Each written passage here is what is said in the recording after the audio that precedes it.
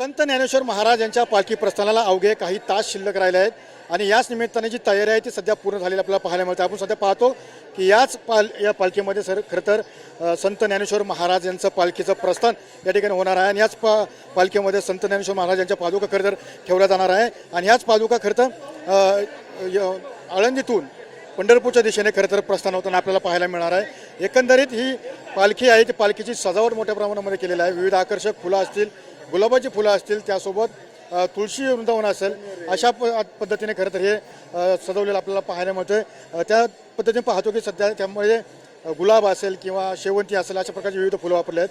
हे सजावट ज्यांनी केली आहे ते आपल्यासोबत आहेत. नक्की मला सांगा की कशा प्रकारे सध्या सजावट केली, काय काय फुलांचा वापर केला? आता गेली 30 वर्षापासून आम्ही सेवा करत आहे. यामध्ये सगळ्या प्रकारची वेगवेगळी फुलं कलेक्ट करून 4-5 दिवस आधी त्याची तयारी करावी लागते. मिनिमम 15 लोकांचा सेटअप असतो आपला. त्याला गुलाब, पिवळा झेंडू, बागवा झेंडू, कनेर गुलाब, डच गुलाब, गुलछडी असे सगळे रंगीबिरंगी फुलांनी आपण सजावट करत असतो. नक्की सजावट केलं असतं, मात्र काय नक्की पालखीचं स्वरूप आहे सजवण्यामागचं कसं? पालखी ही आत्तापर्यंत जी पारंपरिक पद्धतीने एवढ्या वर्ष पारंपरिक जी डिझाईन आहे त्याच पद्धतीने त्याला फुलं लावण्यात येतात.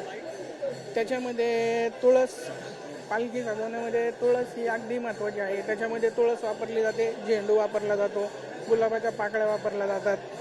आता तरी 2 दिवस पाऊस चालू असल्यामुळं फुलं हे होती त्यामुळं फुलं आणायला पण थोडा त्रास झाला, पण सगळ्या शेतकऱ्यांच्या यांनी व माऊलींच्या आशीर्वादाने सगळं सुखरूप पार पडलं. नक्की ज्या पद्धतीने पाहिलं की काही काळ आता सध्या पालखी प्रस्थानाला राहिला आहे आणि त्या पालखी प्रस्थानासाठी असणारी जी पालखी आहे त्या पालखीची सजावट या ठिकाणी करण्यात आली आहे. विविध स्वरूपाची फुलं असतील, त्यासोबत तुळशी वृंदावन असेल, यांनी ही पालखी सध्या सजवली आपल्याला या ठिकाणी पाहायला मिळते.